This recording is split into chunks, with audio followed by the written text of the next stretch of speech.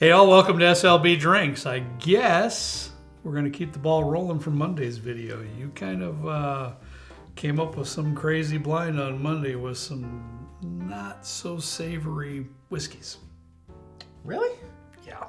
Huh. Wasn't a whole lot of fun, to be honest with you. I thought it was a lot of fun. And now you come over with a box with a list of whiskeys that are in that box, procured, if I said that right, by Trenton, of some of his disappointments.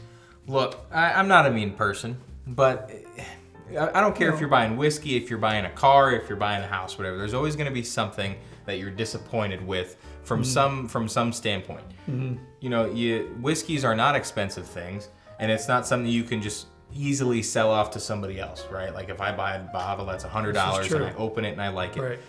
You just gotta go up to your buddy and shaft your buddy and say, "Hey, this is a really solid product for I'll sell it to you for half off." Right. It's hard to recoup that money. That is true. And as we buy stuff year over year, there's always things that I can look back to and be like, "Ooh." I wish I did a little bit more research on it. I wish I didn't buy it. Yeah, that's key right there is what he said. Make sure you research a little bit.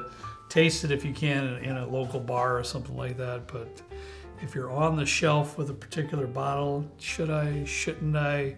Try to put the research in if you can. Or read articles online. Watch some folks like us. We're definitely not the only whiskey tube channel out there, and we're take what we say with a grain of salt. There's a lot of good folks doing good reviews, but these are some of mine. This was none of his idea. I think he was kind of scared to touch this with a 10-foot pole, but you know me? Yes. I'm going full send with it. And I'll get into some of the reasoning and stuff.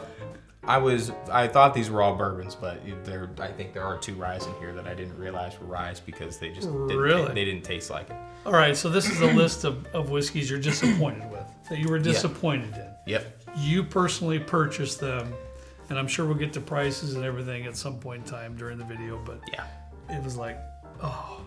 I was just bummed. And we're all there. We've all done it. We've all done that. I did too. I let them open up a little bit. These have been opening up for just about a year or more. So it's not something that's getting better with time. Okay. I didn't water any of these down just because I feel like if you're getting something and if it's good, you want it to be good right out of the gate. So first up is this Cream of Kentucky. This is a single barrel, 7.5-year-old barrel 13 bottle 54. This was $99.99. And I actually have one of these at home that I am a pretty big fan of. But this one, it doesn't even taste like it should have honestly made it to the market. It tastes very tannic. It's dark looking, so when I bought it, I was pretty excited about it. I understand. And with the other Cream of Kentucky that I have at home, I was excited. And the Cream of Kentucky I have at home isn't they have like a 16-year or a 13 out or anything like that. I think it's very close to this age, if not the exact same age. I had one here. I remember that. And I finished it. Yeah. I've never got another one, but I wasn't that disappointed with it. Yeah, So this is a little bit. This is surprising, just a touch for me. I was thrilled. I was thrilled because the one that I have, I'm a pretty big fan of.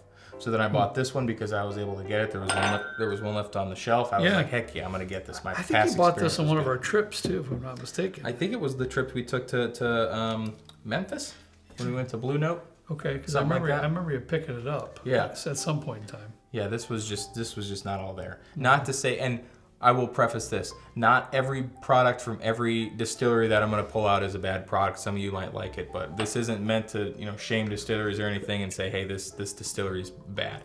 All distilleries make somewhat good of a good product at some point in their life. Sure. It just takes a little bit of time. But next up, I bought this on a whim. This is Wheat Penny, full proof. I remember when you bought that too. Bourbon whiskey finished in black cherry and toasted oak wood. Now this is a finished product. It seems to be a double finished product, 115 proof. And I will say our good friend Craig R has I think it's the full proof. It's a blue label or something. Yeah, dude. Let me give me a little bit of that. Wow. I'm surprised on that one. That is not good. That could have went yesterday. That could have went in Monday's blind video. Yeah, it's kind of rough. This one I bought maybe a year and a half ago, and they have these little pennies on the top. You probably can't see that. These got these little pennies on the top, And I was excited because our good friend Craig R. said that these were really solid. He has got the full proof. He's gone through several bottles of it. Okay. But I don't think those products are finished. Whatever happened with this bottle, I'm honestly not a huge fan. I think it was $60. So it's not the biggest letdown, but from what I've heard of the potential that Wheat Penny has, I just was kind of disappointed that I chose, and this could be on me, that I chose the one that maybe was a little bit outside of my realm. You know, it's a finish. Some folks just aren't into finish. I do like finished stuff though, so I was a little bit surprised that this didn't really jive with me. As you can see, there's a lot of dust on this. I don't pull it out ever. I think past the first 2 sips, I was like, yeah, it just kind of sat there, didn't it? Yeah, and I think probably a good majority of these have some dust on them. All right, next up, and this was so sad. We got this on a trip in Colorado. He was so excited too. Black Maple Hill. If you're not as familiar with Dusties or products that had come out like early 2000s, maybe before, I think 2012, something like that, Black Maple Hill makes some of the best products. If they're red label, their other single barrels are going on secondary for $1,500 plus. They make a single barrel rye that goes for I think $7,000 to $9,000. So it's quality stuff. Holy cow. This is a rye. We got it when we were on a trip in Colorado, going to some distillery, I think, for a barrel pick for Patreon. But I opened this. I think this was also $99. I took the tag off, and I was really disappointed. Yeah, it was so bad for him that one of the days I was over at his house, he Can you give me a glass? This is also one of those ones that hasn't seen the light of day for a while. He had to drag it out and say, "Taste this, taste this." He was fit to be tied. Let's put it that way. And I think you were just looking forward to it so much. Yeah, I could have hyped it up way. And that's like a marketing thing, right? For some companies, hey, we're going to take the product that we made 50 years ago. And for you too, you thought you really hit the jackpot, I'm sure, when you found that on the shelf, and you got it home, and it was just wasn't. Please humor me. It tastes like it smells like a Reese's peanut butter cup, but like you jammed it in some grass and just grinded it up in a blender, and it got musty. I mean, come on. There is a purple label in the same kind of bottle style that I haven't gotten yet, primarily because of my experience with this one. But that's just one of those ones that, if you do have this and you like it, any of these that I put out today, I'd be very interested to hear your thoughts. Yeah, for sure. Or if there's something that you've been severely disappointed with also, I'd be very interested to hear. Next up, this is another one that I kind of took a flyer on. This is the Waddy Boone & Sons Small Batch 7-Year-Old. Wasn't that here in Valpo? Mm-hmm. Yeah, trail in. 94.7 proof. This is an American whiskey. I thought it was a bourbon. As you can see, also not very depleted. I guess I think this was $80 or $90. Really? Yeah. I remember seeing it on the shelf. I think it was actually in their case. It was in the case at some point. Because it was a higher. I'm thankful I passed on. Yeah, it was a higher price item, so it was behind a glass case at one of our local liquor stores 3 or 4 years ago. Yes. I saw American whiskey, and new in my journey, I was like, well, what is that all about? Let's see. See what's going on with that. I saw 7-year. I was like, okay, 7-year bourbons are usually pretty good. And back when you're first starting, it's in the case, right? And anything in the case, you're like, ooh, it's in the case. Piques the interest. Why is this in the case? Is it allocated? Is it good? It got me. Mike got me on that one, so I bought it. This has probably been sitting 3-4 years. I'll bet. Yeah. And it's 4 years, I'll bet. And I will say, this isn't the worst of the bunch, but for a 7-year-old product that I paid $80 or $90 for 3 or 4 years ago, I can only imagine what it would be now. It's just a bit of a letdown, I will say. Sure. These next two may surprise you, and because they're from some top dogs here. This is the Four Roses Super Premium. This is Again, this is not again, because I hadn't said it in the first place. This is a Japanese release that is an export to Japan. And I was given the opportunity, wow, that's dusty. I was given the opportunity to buy one of these from a guy in Chicago. And it wasn't even like, at a liquor store or anything. Got an email, said, hey, I have one of these. I just got back from Japan. Would you like to, buy one of these? I'll sell it to you for what I got it for. $150. I think this is 90 proof. 90 or 80 proof. I don't even know where it's at. It's very low proof. Kyle, if I'm taking too long, just cut this part out. I can't see it. I think it's 80 or 90 proof. It honestly, it tastes like water with food color, like brown food coloring in it. And I am a much bigger fan of Four Roses than Trenton is. Give that a pour. I already did. You did? I was super excited to taste that. When he sent me a picture of it, he texted me a picture of it. I was like, wow, I'm excited to taste that. And I tasted it, I was like, oh no. And I think I remember asking you, how much you pay for that? It's just, no.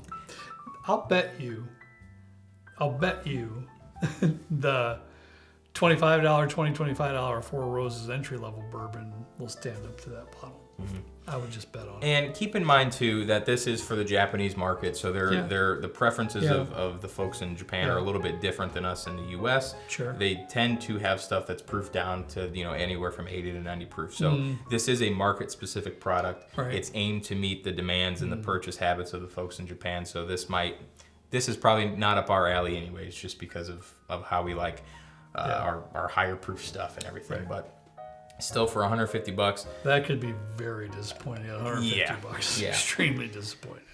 Even more disappointing. I don't know that I've talked about this, but it's getting to the point where we've done so many videos. I can't remember if I put this in one. I already know. He's been talking about this for months, if not years. This is the Willet 8-year wheated bourbon.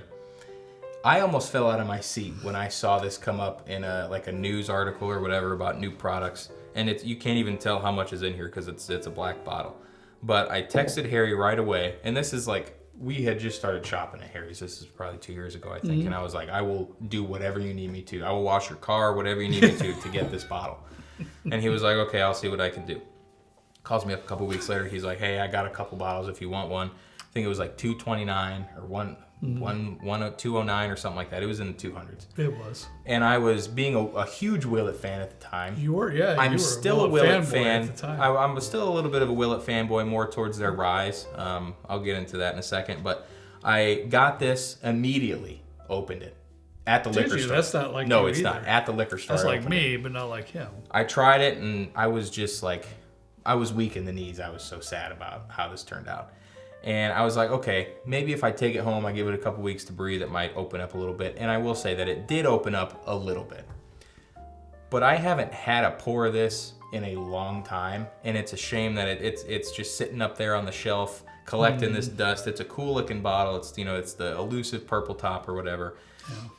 I'm learning anymore that any of the Willet bourbons that come out that are like limited releases or anything, I'm just not a fan. I think their ryes they do a fantastic job with the ryes.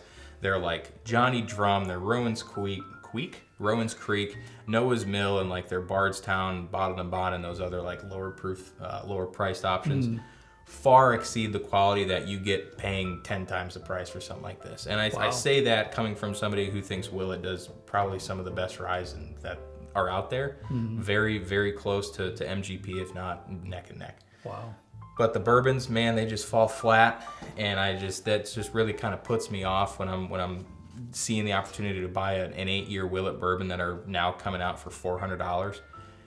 It's just price gouging at its finest. It makes me sad that they're taking some stuff that could be really solid and just putting it in a fancy bottle and calling it a day. Yeah, we picked up a few of them, unfortunately, too, because I ended up getting one as well. And who did we pick one up Kevin. for?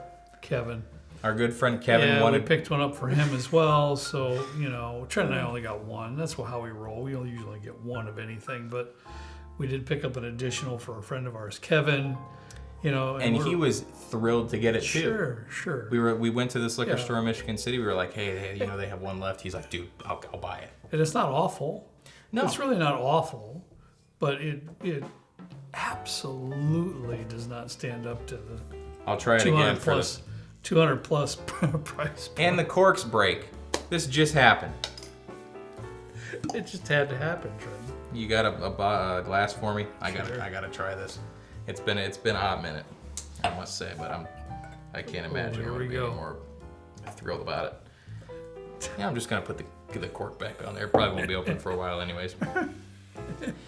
I feel like I like these videos because I feel like some folks are just kind of afraid to, express their opinions on some of these stuff being not worth it. And again, we've said this quite a bit recently, but this is all our opinion. If you like any of these things, more power to you. I'm glad that you do. I know that there's several folks that I know that do enjoy most of, if not all of these products.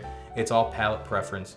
I hope we didn't upset anybody in this video, but it's one of those things where we portray it just as that, and it is our fondest, heartfelt notion that if you buy one of these, any of these, or anything that we say we don't like as much and you like that, we're happy for that. We truly are.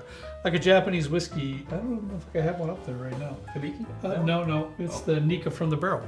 Oh yeah, it's pretty popular and a lot of people love it. I'm not a huge fan of that one, to tell you the truth, but a lot of people love it. A lot of people love it, and it's just really not for me. So it goes that way sometimes, but bottles that you pay good money for, and even these were $100 or something. Yeah. Then it really digs deep. Yeah. When you're really looking forward to it, you bring it home, you can't wait to open it up, and you spend good money for it, and you sip it, and you're like, huh? I don't want to get into a rant, but it makes me more upset when I try something and I think to myself, how could this pass any kind of quality test? Are they just trying to recoup their money and kind of screw the consumer? And these are not cheap. We've had those conversations, and we have talked between the two of us and said, with certain bottles, who sipped that and said, yep, we're good, bottle her up, let's go. That's what I'm very curious about. And it's been cool because this year there's been a lot of really stellar products, low price point, nice age statement on it, transparent. Yeah. Even, I will say, I don't know if we've said much about the Bardstown Discovery 11, but I will say the Bardstown Discovery 11 is one of those ones that I was initially very skeptical of, but I bought one and I was... Because it's not cheap. It's not, it's 120, 30, 40 bucks. That's right. So if we said anything about that, I'll say right now I was wrung about the Bardstown Discovery 11, but I mean, it's very good. It's one of those things where it's like, this stuff is not cheap. No. And Jim Beam with their 7-year coming out with that. Yeah. Really solid. I hope a lot of more distilleries are going to be doing that. Will it especially? I hope so too. Hopefully I didn't get too much on a rant there. But if you've tried any of these, if you like them, if you don't, please let us know in the comments. For sure. Also, I know for a fact that if you're watching this video, you've probably purchased a product that you've bought, you've opened, you've been really excited about, you pour it and you go, ooh. Yeah. I'm second guessing my purchase on that. Please let us know what it is in the comments. I'd be very interested to hear what it is. Yeah. All right, guys, that's all we have for you today. I think the lesson learned here today, do the best you can to research as much as possible. There's online reviews you can read. There's other YouTubers out there too. You can get a mix of ideas. And if you have an opportunity, taste something at a bar before you purchase something that's a decent amount of money. Sorry, it's your best bet. I don't know if you heard that. Well, that's not surprising. That's pretty much 90% of the videos. So I think I'm callous to it now. I didn't even recognize it. Hey, I shouldn't have said anything. Burp. Whoa, okay. I shouldn't have said anything. Whatever. Never mind. Whoops. All right, guys. As always, we ask you to please drink responsibly. See you next time right down here with Trenton, me, and the good old basement bourbon bar. See you later.